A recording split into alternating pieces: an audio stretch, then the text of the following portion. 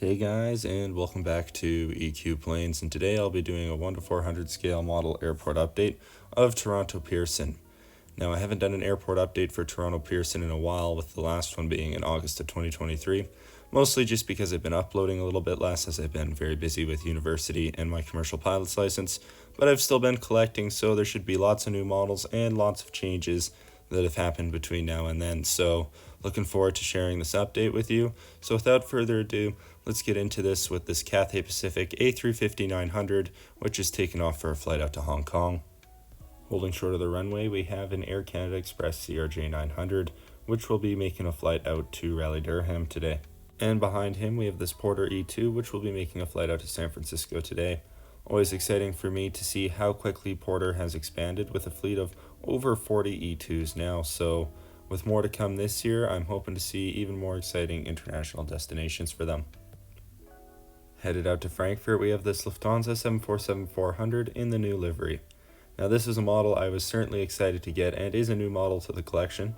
I do have the old livery Lufthansa 747-400, however wanted to get a new livery one, in particular the one registered Delta Alpha Bravo Victor Mike from the 2019 release, as that is an aircraft that I've flown on. I feel very fortunate to have had the opportunity to fly on Lufthansa 747-400 and very glad that I found this particular registration, as I also have the Singapore Airlines A380 that I had flown on that same trip in my collection as well. Behind him, we have this Air Canada A330 in the Star Alliance colors. Now, Air Canada certainly has a number of A330s in the Star Alliance colors. However, it's now the only aircraft type in the fleet to wear Star Alliance colors now that their A321 has been repainted. So, would certainly love to see them paint a narrow body into the Star Alliance scheme as well. Possibly an A220. I think that would look very good on that aircraft. I should also mention that this particular aircraft will be making a trip out to Vienna. Over here we have this KLM A330-200, which will be going out to Amsterdam.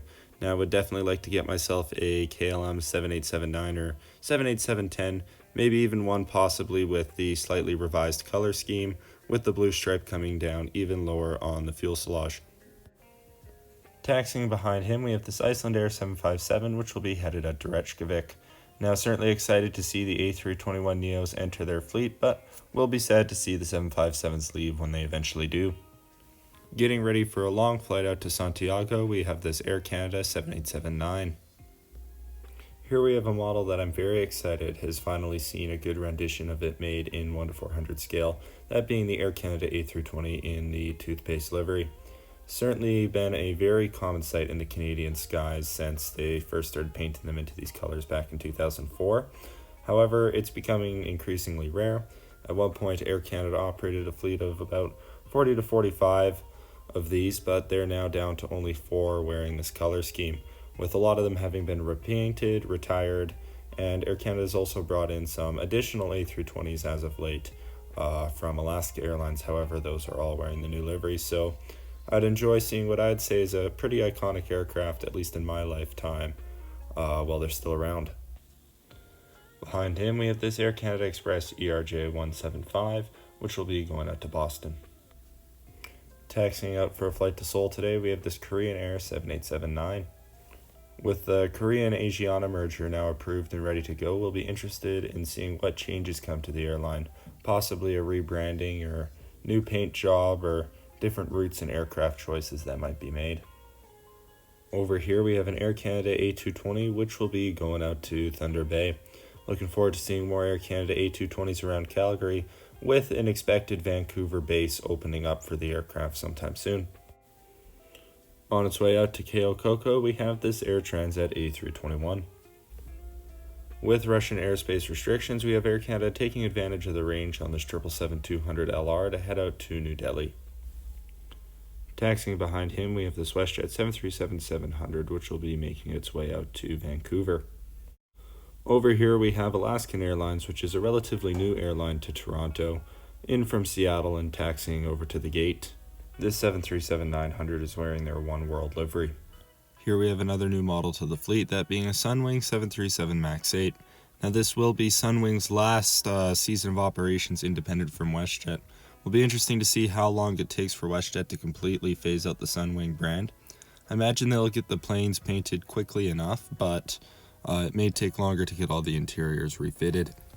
And behind him we have this WestJet 737-800, which will be making a flight out to my hometown of Calgary. On its way to New York JFK, we have this American Eagle E175. Taxiing over here, we have this United 737-800, which will be making its way out to Houston.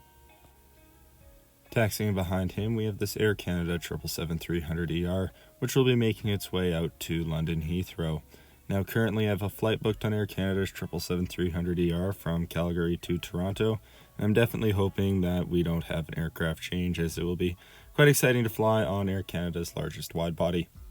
Having just come in from London Gatwick, we have this Air Transat A330-200, which will be making its way back to its gate. We'll be interested in seeing what Air Transit orders to replace their A330-200s, as there were rumors earlier last year floating around that Air Transat would go for either the A330neo or the 787 to replace the aircraft. Now, coming in from a short flight from Chicago, we have this Air Canada Cargo 767-300ER. Now, unfortunately, the Air Canada cargo fleet has seen a little bit of a downside, as they've gotten rid of their two new build 767 freighters.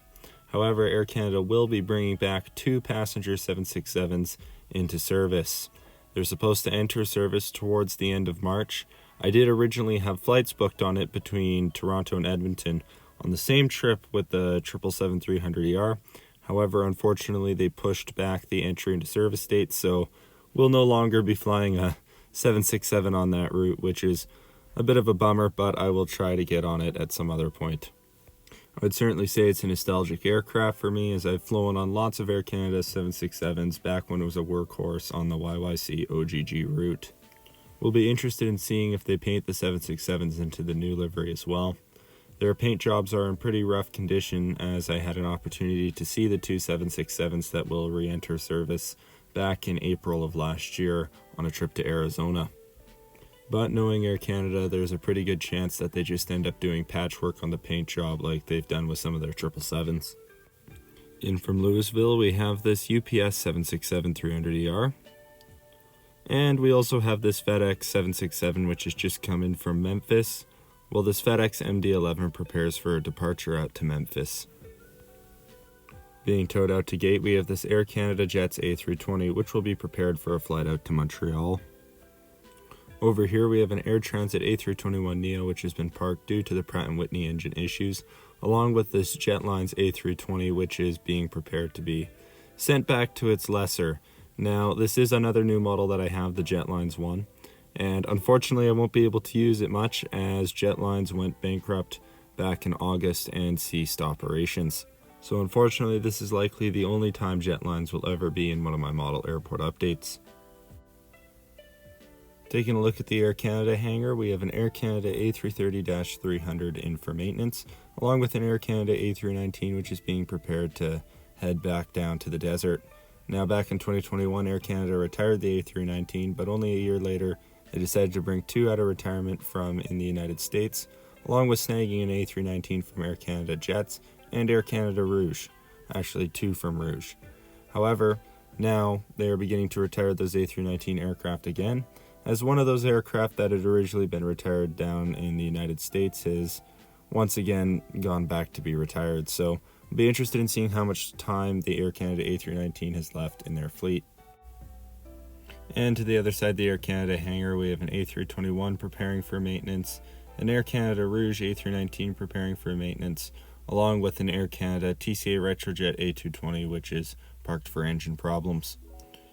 And now for what might be YYZ's most famous resident, that being the Volga-Dnipr AN-124, which has been parked in Toronto since the beginning of the war in the Ukraine, which is approaching its third year. It will be very interesting to see what ends up happening to the aircraft, whether it ends up making its way back to Volga-Dnipr, being sold off to Ukrainian's Antonov operator, or being scrapped or sent to a museum. All possibilities for this aircraft in the future, with some of those being more likely than others. Now for the Porter Q400, which has just come in from Montreal. Now, although Porter's Q400 operations are mostly centered around the island airport at Billy Bishop, a number of them do end up flying into YYZ via YUL, among other airports. Parked right beside it, we have this Air Canada Q400, which will be headed out to Sudbury. Now, they've been painting the Air Canada Q400s at a pretty good rate, so I suspect there is a chance we see all the Air Canada Q400s painted into the new livery sometime this year. Just in from Newark, we have this United Express CRJ 550. Here, getting fueled and loaded up, we have this EVA Air 777-300ER, which will be going out to Taipei. Getting ready for pushback, we have this Delta E175 for a flight out to Minneapolis. Getting ready to go out to Halifax, we have this Air Canada 737 MAX 8. Beside him, we have this WestJet 737 MAX 8, which will prepare for a flight out to Vegas today. And having just come in from Winnipeg, we have this WestJet 737 MAX, which is still in the swoop colors. So far, WestJet hasn't painted any X-swoop aircraft into mainline colors, having only applied a operated by WestJet decal to them. Will be interesting to see when they start doing that painting. Currently, WestJet's painting some of their older 737 NGs. Next to him, we have this Air Canada Rouge A321, which is preparing for a flight out to Fort Lauderdale today. Something worth mentioning about the Air Canada Rouge narrow-body fleet, along with the Air Canada 737 MAX 8 fleet, is that they will be doing a fleet swap. It was announced in their investor conference in 2024, and seemed like a rather shocking decision to me. But all the Air Canada Rouge aircraft will head over to Air Canada Mainline, and all of Air Canada's 737 MAX 8s are supposedly going to go over to Rouge. It says the timeline should be between 2026 and 2027 for the switch. However, Air Canada is still receiving 737 MAX 8s from the factory in their colors and their configuration. So whether or not the switch will actually go through is yet to be seen, as only some of Air Canada Rouge's A321s have gone to mainline, but so far no MAX 8s have head to Rouge. So I'll be very interested in seeing if and how this pans out. And finally, to conclude this airport update, we have this Flair 737 MAX 8 in from Abbotsford. Anyways, I'd like to thank you guys for watching this. Like I said, I've been quite busy lately with my commercial pilot's license in university, so the upload frequency's been a little bit less. I've got some trip reports to still release and make, and obviously more model airports and more model airplane unboxing. So, once again, thank you guys for watching, and I hope to see you guys back next time.